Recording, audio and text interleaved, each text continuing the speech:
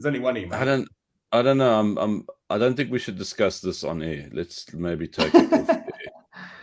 I'm saying decentralized OnlyFans, and that should be the. Okay, we're on the top of the hour. That's something that's inflation proof. Oh yeah. And on that bombshell, ladies and gentlemen, log into blocmates onlyfans.com/Chad Van Dam.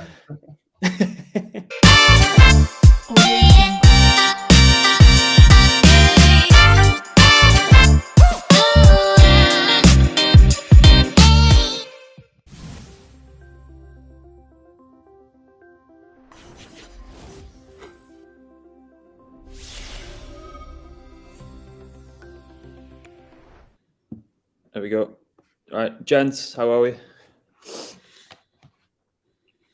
I'm very good, thank you. How are you? Yep, couldn't be better. Green morning. There was a few positions that I trimmed, and then I've had a long, hard look at myself in the mirror over the past 6 or 7 hours, and just thought, all right, we're going to buy some shit and just hold it out. If we go lower, we've got some dry powder on the side, and we can just start throwing chips at it there as well. So I feel a lot less stressed at the minute.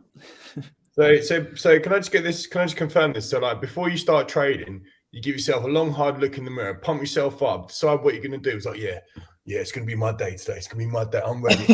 You dip there, yeah? You dip, and I'm going to buy it. I'm going to buy you, little son of a gun. Is that what you do? It's like that meme where it's like it's not you. He's this guy who's looking in the mirror, pointing at himself in the mirror, saying, "It's not you that's wrong. It's the market that's wrong." Exactly.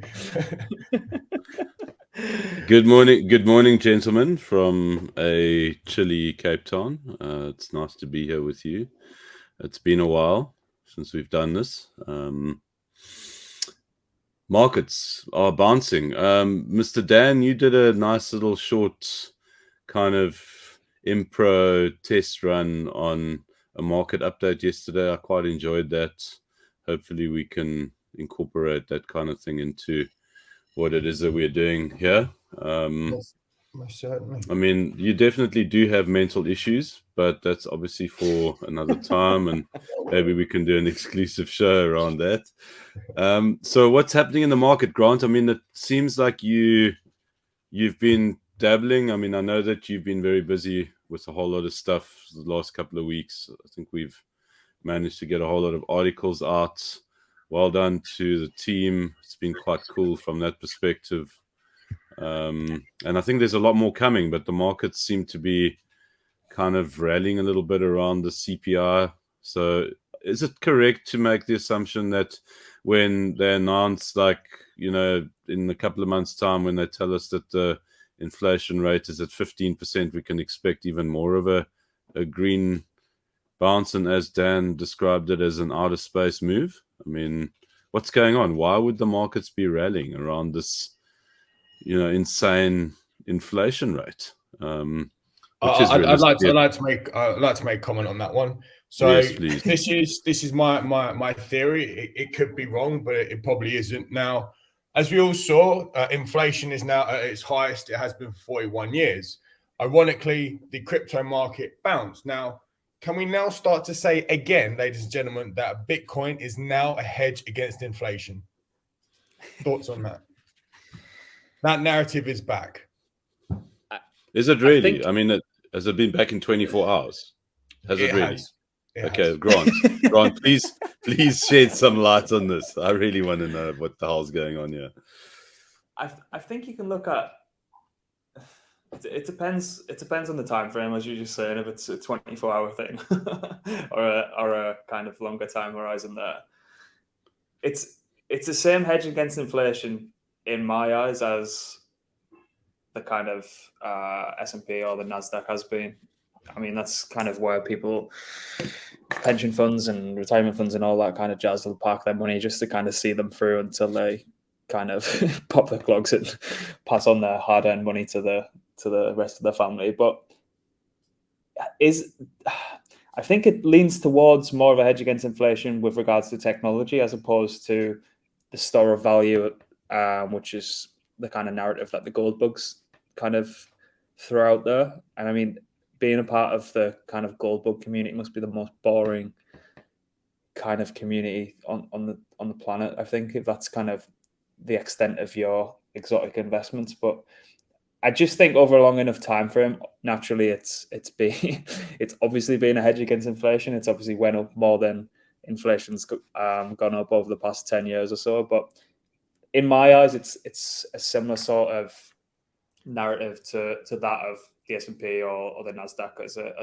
hedge against inflation, as opposed to those that like to tie it in with the same asset class as gold. It might be one day where it does reach that level, and it is kind of going toe to toe with gold, but it'll be fucking incredibly boring if it is. If anyone's kind of paid attention to the gold chart over the past 10 years, it hasn't exactly been the most exciting chart to look at or asset to hold, in my opinion. So that's my 2 cents on it. What is realistically a viable hedge against inflation at present? Like McDonald's cheeseburgers or something like that. Like they seem to like be around 99 pence at all times, don't they? So But don't they like just get smaller to the extent that one day you'll have like a micro cheeseburger? I mean, it's you are correct, but I mean, effectively, what you're saying is that there isn't really a hedge against inflation at present. I mean, I did a post on Twitter where I asked that question at the beginning of the week, and funny enough, Random Task responded and said, well, Bitcoin has been a hedge against inflation, because if you look at, its historical trajectory, it's completely outperformed, over the period of time. And then my response was, but surely that would be the case if you had bought it, a couple of years ago. But if you bought it $69,000, clearly that hasn't been a hedge against inflation. I mean, and I haven't had a response from him on that, but I mean, I'm genuinely interested to kind of explore what is and to what extent Bitcoin has been in the last 12 months. Has it been at all? Doesn't seem like it. In the last 12 months, definitely not, because if you invested in Bitcoin in the last 12 months, chances are you either just broke even or you are down like a lot. Maybe if you jumped on the narrative like 2 or 3 years ago, then yeah, you might still be beating, well, you should still be beating inflation. But if you got it in that parabolic run, like just after COVID, or sorry, during that kind of period, then you definitely haven't. Yeah. And I was listening to CNBC today, and one of the ladies on it was talking about, the place that they're likely to park up money now is going to be potentially in like healthcare and was it like stables or something, where it's just going to be a lot more. I think it's consumables. Sorry, where it's going to just be a little bit more flatlined. But I think if you to try and beat inflation now, yeah, I personally would rather have cash rather than try and actually beat it by hedging it in something. I'd rather just sit on the sidelines, because I can kind of see a little bit more doom and gloom coming. Yeah, I mean, I think for me the narrative now is energy. I mean, obviously we kind of like deviating here from the crypto side of it, but obviously, as Grant so eloquently put it, it's all very much correlated until. Well, let's wait for another 24 hours and see whether we are going to see the great decoupling.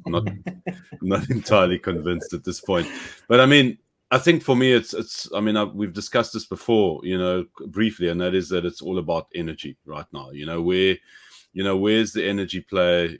How do you solve essentially an energy crisis that is, ever present and very much, like an issue for the future. You've got this ongoing war. You've got Russia, who's looking to cut lines to millions of barrels a day, because there really is no avenue for them to actually sell that oil. So what happens? And it was a discussion that we had in Discord where Warren Buffett's investing in petroleum companies. I mean, of all the things that people are investing in right now, petroleum, for goodness sakes, surely we've gotten past that, but we haven't, because alternative energy doesn't solve the immediate requirement for energy. So I think for me, energy, and more specifically nuclear and uranium, is where I think the next 3 to 5 years is going to be a very strong move in the markets. So let's see. Let's see how it all plays out. But I think that's where the real investment's kind of like where the real money is going to be made. Germany's kind of screwed without, the Russian participation. I mean, there's a lot happening on the energy side. Let's see. I mean, oil down to $96, I see. But is it going to go back up again? Who knows? It just seems like a respite, reversion to the mean kind of thing. Who knows? I think there's some kind of Western leaders. Not that I try to completely, as bad as it sounds, keep my head out of everyday news. But there was kind of some Western leaders going out to like the Middle East to try and see if there's any kind of deals that can be pulled there, so they're not too heavily reliant on. Hang on a second. Are you saying the Saudis aren't actually buying Bitcoin, but they're selling oil? Is that what's going on here? No, what? So I had it a little bit differently. Like I had this very powerful political person who actually did just go over there right now. He's gone over there to actually dig for it and look for it himself. I almost believed you there. You were very convincing until the digging part came in. Grant, just go back to your watch list 1 sec, and then scroll right to the top. Yeah. So since we've been on air, Alchemist or whatever it's called has gone up by 7%. Do we know why that's just gone absolutely flying? Because that was 27% when we logged on, and now it's up at 35%. So something is obviously happening there. Yeah, let's have a look at that. I think because that is huge. Mate. That is definitely somebody scamming something somewhere. Oh, look at that! I mean, that wick. Yeah, but look at these previous wicks as well. Like, obviously thin order books. But yeah, we should. Let me just bring up. Here comes KuCoin ready to short it on the way down. Obviously. What have they just released that they're gonna? Maybe someone knows something. But this is, I mean, have they got their V2? Is their V2 came live yet? I mean, but guys, this is the Russian roulette that is the bear market. It's kind of like you have a lot of this kind of stuff happening where, effectively it's pump and dump scenarios, and it's whether you're willing to spin the roulette. I mean, that's all it is. It's just, and whether you can catch it. So are you going to now buy, Atom for argument's sake and hope that it goes to $15 and then, make a bit of money on that? I mean, that's essentially what's going on here, unless you obviously have an inside track on something, which I'm sure a lot of these things are, like a bunch of whales coming together in a Telegram group and saying, let's pump Alchemix, and then all the minions come piling in, and then the guys dump on them. I mean, that's all we're seeing right now, unless I'm missing something, unless we are seeing like some kind of a significant bounce right now, which I very much doubt. I shall remain bearish. I was gonna say, imagine if ALCX was the indicator that the bull market is now back in full swing. That would be sensational, ladies and gentlemen. There was a very interesting post on Twitter this morning, America time, late in the evening, where Ninja posted and said that there won't be another bull market until Bitcoin outperforms alts. And then Kamikaze in all his glory, I love the controversy that guy has created around himself, posted and said, no, dude, Bitcoin will never outperform alts because Ethereum is now kind of like the way to go, and has obviously commented quite extensively around the merge that's coming up. And the question, I don't know if you want to bring up that ETH chart. Might as well get into that now. Like, is ETH doing anything, like interesting? Not really. It looks like it's just doing more of the same. And I don't really think there really a narrative for the merge at this point in time. And, as much as I'd like to think that there must be at some point, I don't really think it's now. Look at it. It's kind of, that looks like rangy danger ranger to me. It looks like it's my making like one big long extended W, and then it's going to top out at like what 1270, and then like pop back down. my idea was to try and take some of the stable stack I've got left and just slowly start denominating that in ETH over the course of like, I don't know, the next 2 to 3 to 4 weeks into kind of the merge. But this doesn't necessarily tell me that.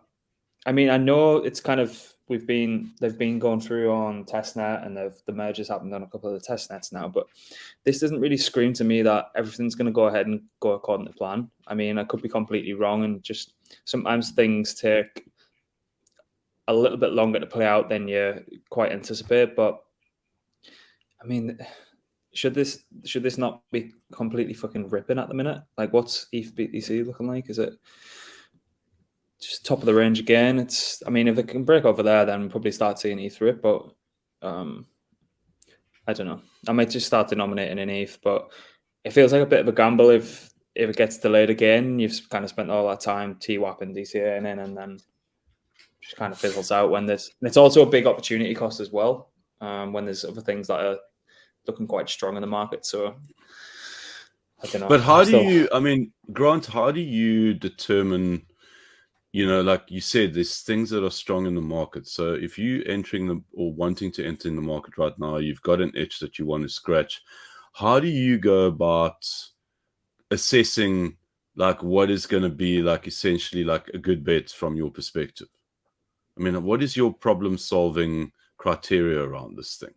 I mean, and you're very welcome to draw some lines on charts if that, I mean, or show us some lines on charts if that's what works for you, or if you're rolling bones or whatever the case is. But what is it? What are you looking for right now? For me, everything in the space, because it's kind of such retail heavy orientated, it has to be built around sentiment and narrative, and it's primarily news focused, and tying that back into kind of stuff that we know has worked in the past. Like if you're looking at Aave, for example, it's done well the last couple of days. I think Dan brought that in yesterday. Mate, Aave absolutely flew. It just looks fucking brilliant. If we zoom out to, it does look like there's a bit of a trend reversal there, isn't there? I mean, where is the validation of a trend reversal here? I mean, it looks like we're approaching it now. It looks like we're approaching quite significant resistance here. Yeah, but so for me, that's this looked good because as much as like the past couple of weeks has been a complete shit show, it's quite telling that Celcius chose to pay down their on-chain debts before people, and that's because they're not going to be able to go ahead and like haggle or not reply to emails from a smart contract. Like, you're going to get liquidated or you're not. It's that's the way it works. And if anything's been showed the past couple of weeks is the tried and tested DeFi protocols like your Aave, compounds. They work. So that for me, despite it being all doom and gloom, was a kind of testament to how well designed these protocols are. But then they come out and let me just pull it up actually. And then they come out with this new governance proposal, which so not to like throw everyone off, but the collateralized debt position stablecoins like your DAI, MIM, and even Frax to a degree, they've been battle tested as much as physically possible compared to other kind of algorithmic stablecoins that are on the market. Obviously, algorithmic stablecoins come into a different category, but this governance proposal for a stablecoin native to Aave, so you could kind of go to Aave, deposit your collateral, and instead of having to, you don't necessarily have to borrow anything off the back of that anyway, but then you could kind of mint this GHO stablecoin off the back of that. And that is for Abracadabra with MIM and for DAI with Maker. That is just a money printer for them, for the revenue generated for minting the stable coins and any of the liquidation fees that occur from those deposits. And obviously the TVL is just going to completely rocket because of this as well. You could even use it to loop, kind of leverage a position, kind of deposit ETH in, borrow GHO, 70% loan to value, then take that and buy some more. So you can have like an on-chain leverage if you wanted to do that way. But this is gonna do wonders for Aave. I thought they were kind of going down the more regulated and compliant route, because they've obviously got Aave Arc, which is kind of a permissioned area of Aave for institutions to go down. But it seems they're playing both sides of the fence quite well. And if any of that kind of trickles down to Aave token holders in the future, I think it's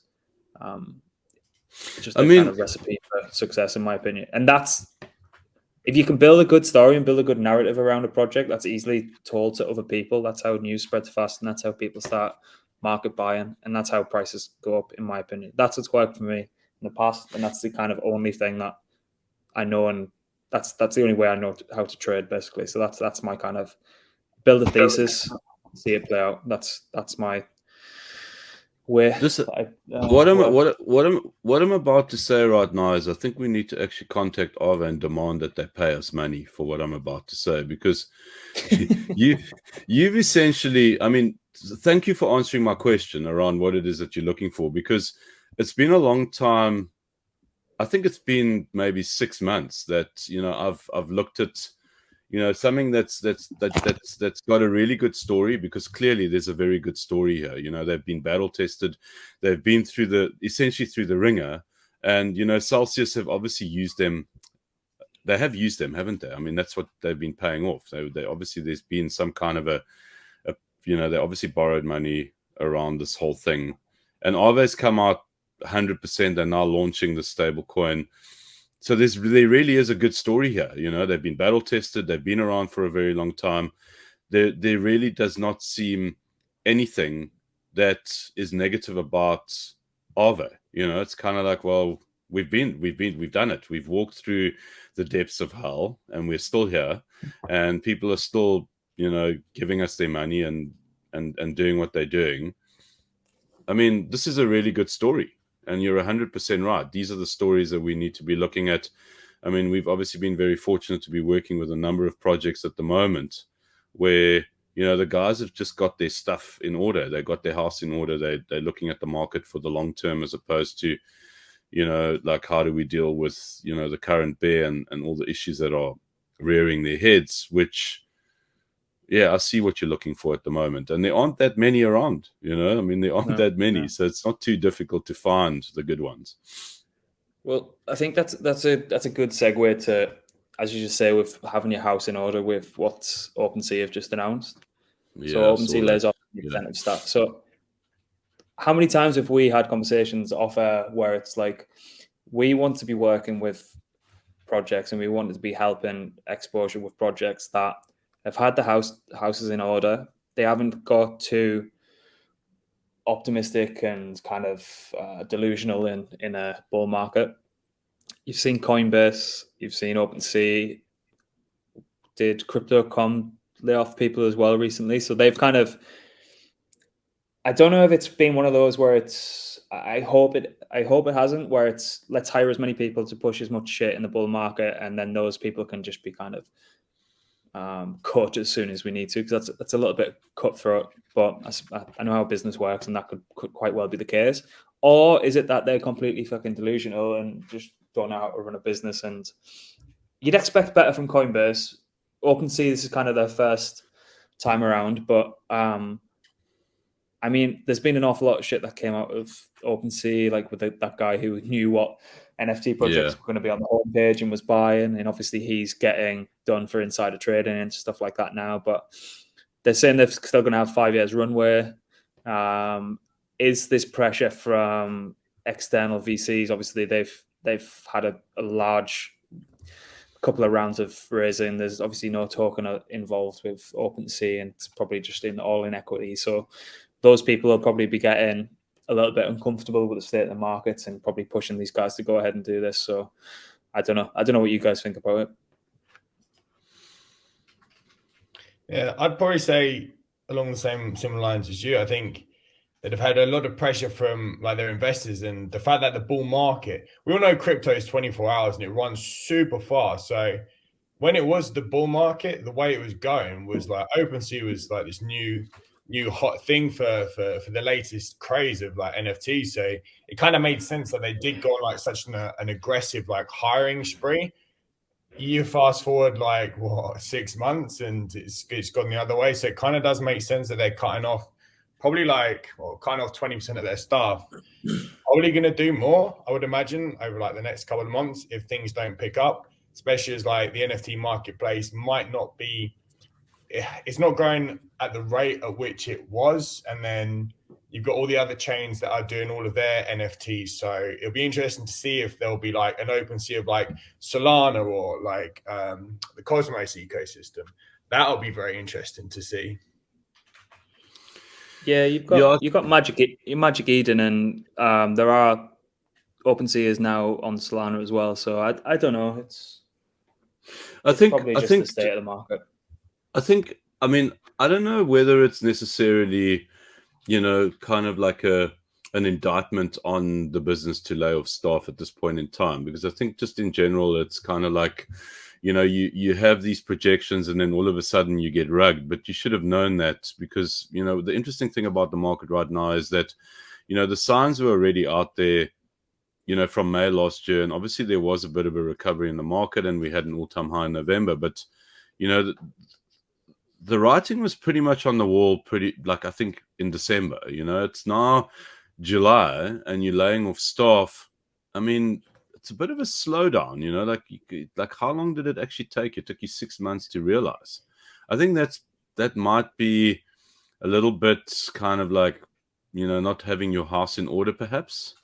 There was also an interesting post just to kind of echo what you were saying around, Coinbase. Ben Armstrong made a post, I think late last night American time, where he talks about, and it might be worth going to check out on Twitter right now, where he outlines kind of like the importance of, like not Ben Armstrong, the Coinbase guy. You see, I mean, I would equate Ben Armstrong with it's Brian Armstrong, isn't it? Yeah, that's right.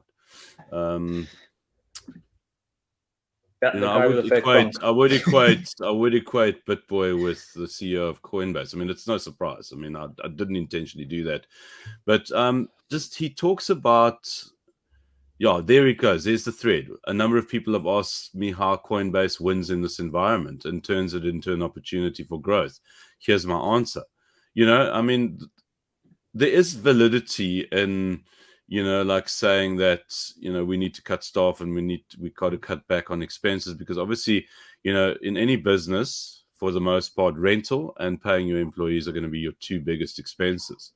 So, a lot of guys will cut back on office space and, all that kind of stuff. And then they'll start laying people off. And it's not necessarily a bad thing. And it's not necessarily a, what does Dewbacker say there? Just scroll down. What does Kevin say there? Wow, really amazing thread. I was skeptical before, but now I'm very bullish on the future of this company. I mean, if you don't detect the sarcasm in that post, then I don't think you know what sarcasm is. But I mean, it's kind of like, I don't think he's off base here. I think, like, where he's talking about, you obviously got to have the capital to run the business. You got to have the right strategies and the rest of it. So I don't necessarily think it's a bad thing. Do I think that Coinbase is a company that is in trouble? I don't necessarily think so. I think they've probably got oodles of money. They're probably holding a serious amount of people's money as collateral. And I don't think there's an issue there from the business side of it. I'll be very surprised, in light of what's just been happened with all these other guys, that Coinbase will be in trouble. Are they a business that I think necessarily is run well? Not really. I don't like their customer service. They seem to be quite sticky. But coming back to OpenSea, I think OpenSea and the NFT markets are definitely entering into a space where the fittest need to survive now. And the question ultimately is what you asked, is like, is OpenSea, correct me if I'm wrong, but is OpenSea going to land up being here in a year or 2 years or 6 months' time? I think they will be. And I think it's because they're doing all of these, they're putting all these measures in place, irrespective of their kind of like shady past. They're saying 5 years worth of runway, and it doesn't actually say how many staff that 20% is. I mean, I think there was like thousands laid off at crypto.com, and it's just like, what the fuck? What were these people doing? I think FTX has like 30 people or something. it's like going to be one of the biggest exchanges on the planet, but I don't know. I think it's just a sign of the times and probably pressure from equity holders in the company as well. But this is what happens with new businesses for the most part, is that they get excited, they in the limelight. Let's be very frank. I mean, OpenSea absolutely killed it in this last bull market. They probably made a serious amount of money, and they were in the spotlight, and that being on stage and being the darlings of the market. I'm sure they've spent a lot of money that they shouldn't have spent, and that's fine, because that's just the way business has learned. And I think they've realized, hold on a second, we need to actually cut back, and this is one of those things that we need to cut back on. But there needs to be, the cream needs to rise now. We need to find out who the best platforms are and who the best business owners are, and I think this is part of the process, and we'll see there's going to be a lot more fallout. There's going to be a lot more casualties, and that brings me on to Celcius. I mean, we obviously have the latest news that these guys have just filed for Chapter 11 bankruptcy, which means they need to now run the process. I think it's in New York. That's right. They've done the whole thing, and they've now found that they are 1.2 billion rand short on the 4 billion that they, or 3 billion, no, 4.3 billion. That's right, that they had in terms of liabilities. So here's a perfect example of a bunch of degenerates who were given $4 billion to go and be degenerates. And the result is that, they overplayed their hand, and they are now in a spot of trouble by their own admission. They filed for bankruptcy. And Mr. Alex Mashinsky is now trying to manage all his clients and his customers, and obviously the bankruptcy courts for the foreseeable future. Did they not bring in some liquidating experts? They brought in a team to help them with it. Yeah. Well, they've been given advice. The advice is go Chapter 11, because then people can't come and demand money from you. It has to go through the courts. That was the advice that they've received. Obviously, I mean, what else do these guys are going to advise them? Okay, let's just check how much money you guys are short. Oh, it's $1.2 billion. I think you need to file for bankruptcy. Just by the way, you owe us $1 million for this advice. So degens were given 4 billion, then more degens were giving them advice on what to do. This is crazy. I mean, stories like this don't exactly help, do they? No. Fucking 35,000 ETH lost when stake account misplaced private keys, and then Captain BEC with his Celcius team breakfast as a Pepe eating Tide Pods. I mean, you just can't make this stuff up, even if you tried. I mean, if we drank the dirtiest rum on the planet right now, bottles each, we couldn't come up with that story. It just wouldn't even be possible that you could. How do you lose the keys to 35,000 ETH? I mean, how do you not immediately? If a bank did that, like someone like JP Morgan or Jamie Dimon loses the keys to the vault that's in to the vault that has your gold bars. Yeah. 35,000 gold bars go missing. Price of gold still stays neutral. And I mean, obviously, we're making light of this thing, but my sympathy goes out to people that we know, people in our community that we know that entrusted their funds with Celcius. People that, I mean, I had numerous discussions with so many people around Celcius over the last 18 months. We're like, should I do this? Should I do that? I never participated in that. I mean, I always opted for direct on-chain stuff because I just don't really see the value of relying on a third party to do this stuff for me when, you can do it on-chain. And it's like, yes, there are risks in that, but my goodness, are the risks really that as big as, someone like this going and gambling your money away? And now you're sitting with, your hands in your pockets waiting for how long? Maybe guys will get their money back. I hope they do. I mean, obviously I do. It's not good for the space. but yeah, my sympathy goes out to all of you guys who have your money locked in this platform, and it really does suck.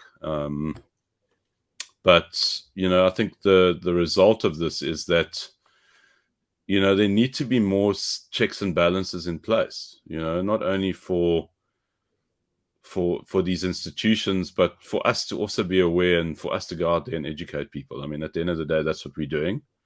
We're trying to empower people to get the knowledge and to make informed decisions. But who saw Celcius coming? I mean, I don't think anyone saw that coming, really. One of the big curveballs in this market.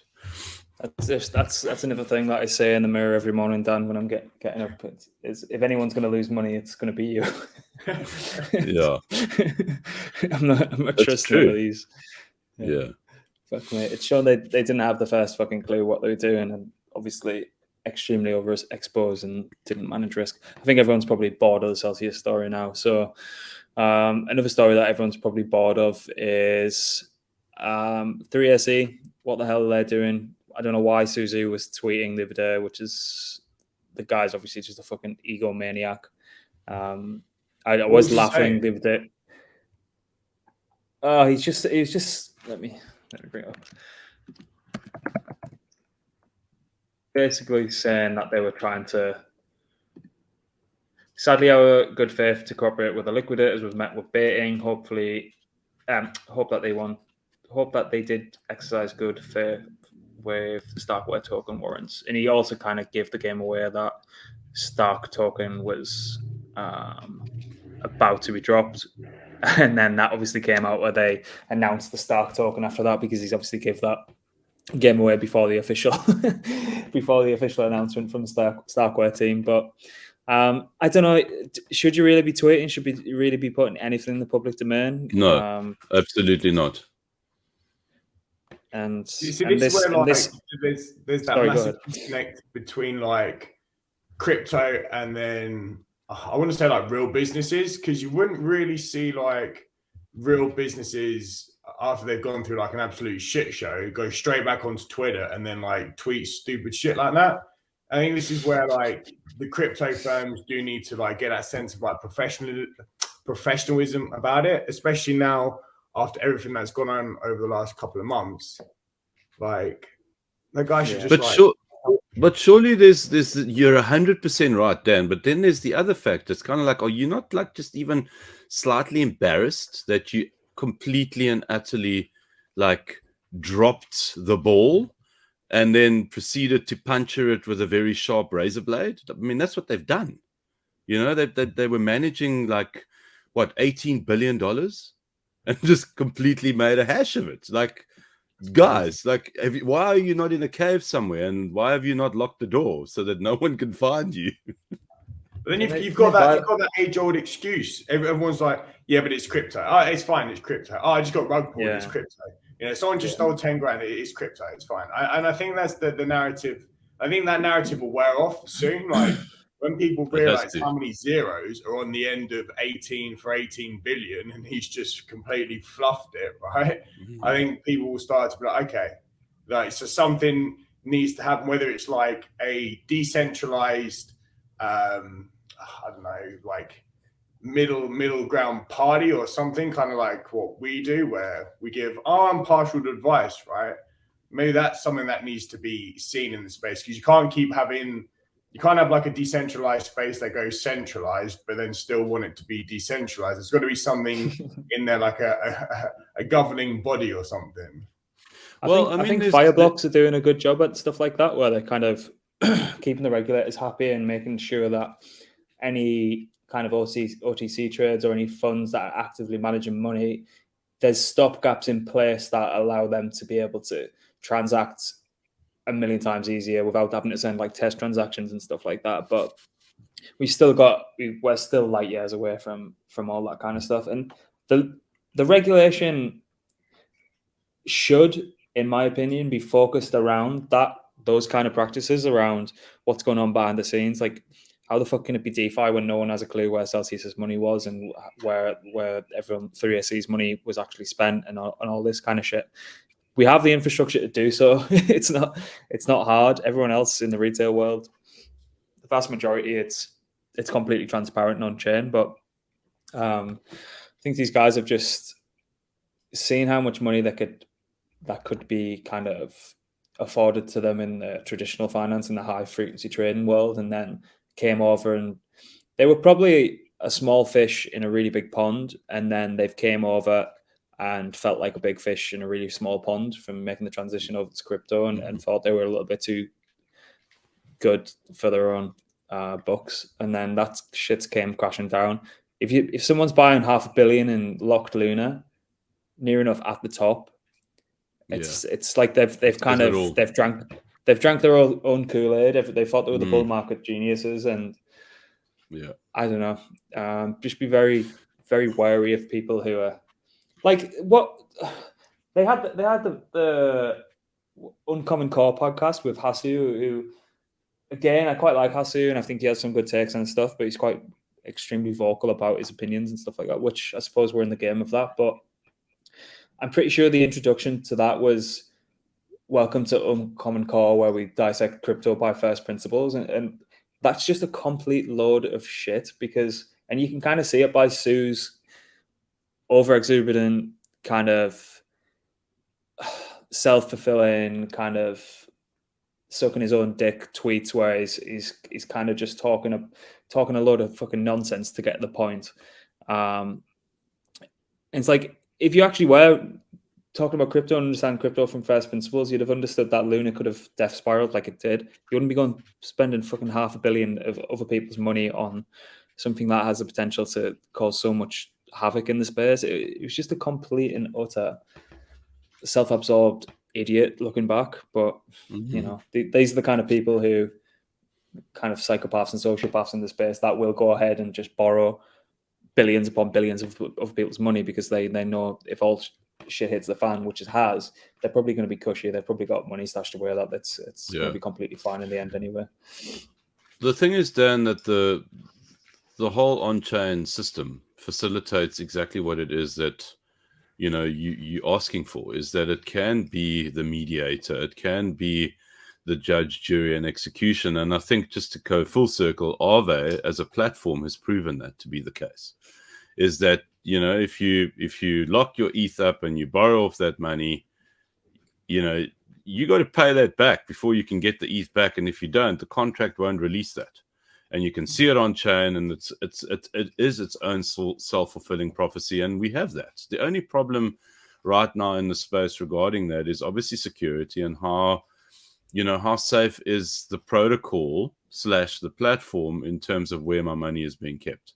And if it's safe, and it can be proven to be safe with audits and the rest of it, then you've got the solution to this problem, as opposed to, someone like Celcius who pretends that they're on chain, but they're not actually. But it's going to be a separate issue every single time, which leads us into the good news story of this, if I may, and that is Circle. We spoke about Circle before the show. Apparently a lot of guys have been speaking about stable coins. I mean, we've done a bit of work with some players on stable coins, and we will be releasing some information around that. But Circle right now, they're looking good. They got a lot of flack when, obviously UST went into the cleaners, and, USDT took a bit of flack as well. But I think this morning there was an announcement that USDC has how much money in cash and the rest of it? Do you want to bring that up, Grant? 13.58 billion in cash and 42.12 billion in 3-month treasury securities. So they're good. I mean, this is what we need in the space. We need the regulatory aspect with the evidence to support. We have this money, and the rest of you, with your fear, uncertainty, and doubt, can go and fly a kite. We've got our house in order, and this is what it's about. We've been working with a company called GMO. They've got a stable coin in ZUSD and in yen, and that's their game. They've gone through the regulatory process. We've obviously done a lot of work on understanding the stable coin market. Grant has written a brilliant article in terms of where have stable coins been, where are they going, and what is required. And when we receive news like this today in terms of Circle announcing what their treasury and cash is looking like, it's just great for the space. These are the kind of stories that we need to be encouraging in the space and perpetuating. I mean, it's just brilliant that they came out with this info today. Kind of like sticks it to everyone, doesn't it? Yeah. So what you're saying is USDC to $2. Bullish on USDC. Actually, hold on. So are we going to apply the same criteria you did with Aave with this? Then we might end up. Yeah. I'd like to have some exposure to Circle if they eventually go public. But yeah, this thing could end up being the CBDC of the US. And I know that sounds fucking ridiculous to say, but it could. Well, then what kind of regulations would the US then put on USDC? Because when you look at some of the CBDCs now, and where people are saying that like the governments could actually look at where your money's going, and they could look at like almost stopping you from buying something. So let's say you're a known alcoholic who every Friday night, ends up in the police station. Like they could stop you buying a specific item if it is digitalized like that. Like how would USDC battle against that? Yeah, it's a good point. I think we're a long way away from that, and I also think that it'll probably be an us versus them thing, where a lot of institutional rails will be forced to go CBDC, and I don't necessarily think it'll be day-to-day purchases. I mean, I could be wrong. I could probably imagine some more kind of the likes of your China, Russia kind of mentality implementing CBDCs for people on an everyday basis. But I think it kind of makes a little bit more sense for it to be for behind the scenes financial system as opposed to everyone on the full planet interacting. I hope I'm right on that, because I really don't want everything to go that way. But I think sometimes the most horrible outcomes can possibly start raising the head, particularly if you start seeing it in these areas of the world that are a little bit more dictator driven, I suppose. But I don't know. I do think it will be more financial rails as opposed to kind of everyday purchases and things, but it could be wrong. And gents, before we wrap it up, I mean, is there anything else on the agenda that we would like to chat about? Because I'd like to ask you guys what you got your eyes on, what you taking note of in the market at the moment, and maybe we can reflect upon it next week and kind of like bring it back, and whether you're geniuses or whether you're fools. I'd like to put up my hand and say I'm not really looking at charts at the moment, just doing some work and working on our own stuff. So I don't have a take on it, and I'm not trying to take the easy route out. I just haven't been watching anything. Dan, anything that you like? I know that you seemed. I'm surprised you don't have that Matic tattoo yet on your neck that you've been. I know, but there is you can't see it, but on the wall, like, because I've been trying to educate my mom about what I actually do in life. She's like, son, like, do you even actually have a job? It's like, yeah, mum, I do that crypto thing. And she's like, that thing I hear in the news, it's going down a lot. Like, it's not going down. So I put a few symbols on the wall so then she kind of understands, and the Matic one.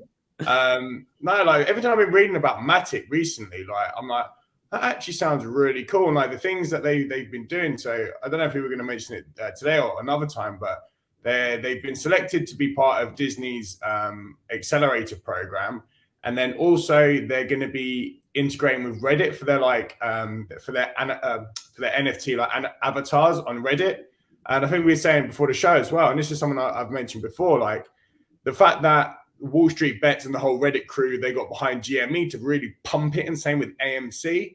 Like, why would they not? You know, why would the Wall Street Bets chairman not get on Matic and just absolutely fly that? So that's something that's on my watch list. I'm also quite heavy into like the DGen micro cap space as well at the moment. So the one message I do want to give is there's been a hell of a lot of scams recently in there. I've not really done much investing actually in it, but I've just been like watching it quite closely.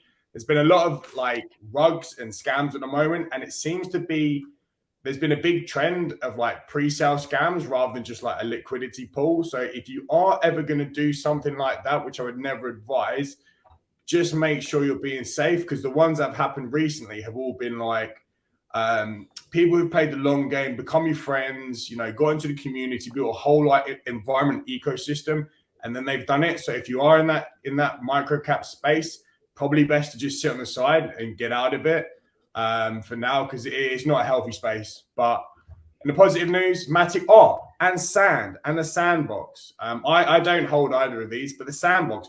Tony Hawk's is about to make the biggest skate park ever in the metaverse, and it'll be in the Sandbox. Now that is cool. Does anyone do you think anyone's going to play that game though? I mean, I'm a big Tony Hawk's. I mean, I played pro skated, you know, early days. I mean, I'm definitely a candidate that would be interested in that. But the question is anyone really going to play that? I'm going to say no, because so you're bullish on it, but people aren't going to play it. Okay. No. I think anything that's going into the metaverse, it seems like these really cool, awesome things that just, you know, bring me back to my childhood. And like the videos that go online look amazing, but I logged onto the Sandbox once and I couldn't actually get in because it was like out of season or whatever. And I was like, well, this is slightly inconvenient. So yeah. I don't think it will get played. It just looks cool for marketing. Okay. Grant, what have you got your eye on? I know that you got your market updates on Discord and you spend a lot of time. So your answer better be good, bro, because I've gone making notes here. Yeah, I do quite like Matic. Again, very easy story to tell. Very normie friendly story to tell as well, which is always good, because normies like to press market buy, and that kind of fills the order books. That's a pretty simple one. I'd probably just be holding that until narrative dries up on that one. They are trying to. Funnily enough, as soon as Solana announced their operating system and their new phone, Matic kind of said, "Oh, well, we were going to do that as well." So that they announced that as well. So they seem to have, as Dan was saying, their business development team seem to be probably one of the best in this space. And they've also kind of, I don't know how they've managed to do it, because they're a bit of an odd bunch, but they've seemed to have got friendly and aligned themselves well with the Ethereum community now, which I don't think they were too fond of it at first, but it seems like they've now kind of allowed them to come into that ecosystem and be classified as like an ETH layer 2, obviously like a big Swiss Army knife suite of products. And I think that's probably a good thing for Polygon and Matic overall. But they've probably done some really good PR work to actually be considered or even allowed through the pearly gates of the Ethereum community. So that's overall good. Naturally, let me see what was on the watch list. GMX obviously flying at the minute. People are starting to understand that like the value of actual real yields in projects that's just about to pop up again. It looks really good. People are starting to realize that yield, you have to kind of the whole traditional kind of quote of follow the money, but now in this space it's like follow the yield, and where does that yield actually come from? So those specific projects that have over diluted themselves and quote unquote given out yield to their stakeholders, they've just effectively done a micro version of what rebase tokens were doing on a much smaller scale. GMX and a few of projects like Hero, which is another one that's extremely high up on my priority list at the minute. The yield that you get from GMX is coming from protocol revenue. Like there was like over $1 million paid out last week.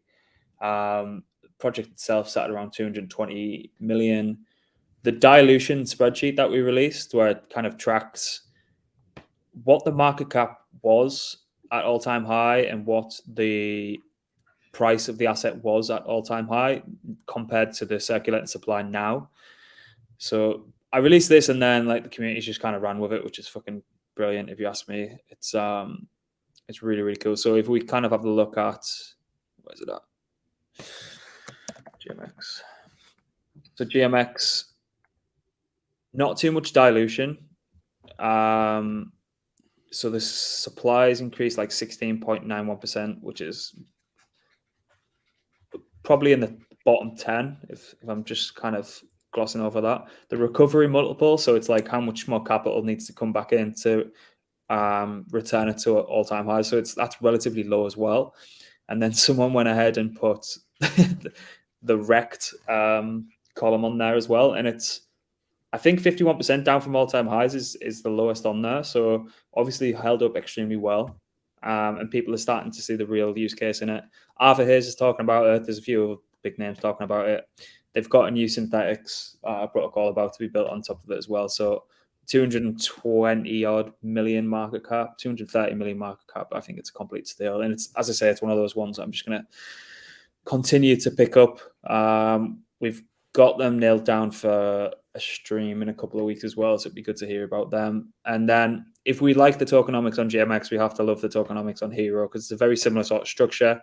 One of the only difference is being the emissions are a little bit different, and also you get paid every day in USDC from protocol revenue on their perps, the options, pari-mutuals, every kind of suite that they've got on there, every type of exchange that they've got on there, all markets, you'll be paid in USDC. So I'm sure we can get into that in a stream, because we've got Gunny and Rob coming on in a couple of weeks as well. So we'll go through that. But other than that, that's everything that looks good for me. There's a few more, but I won't take up too much time.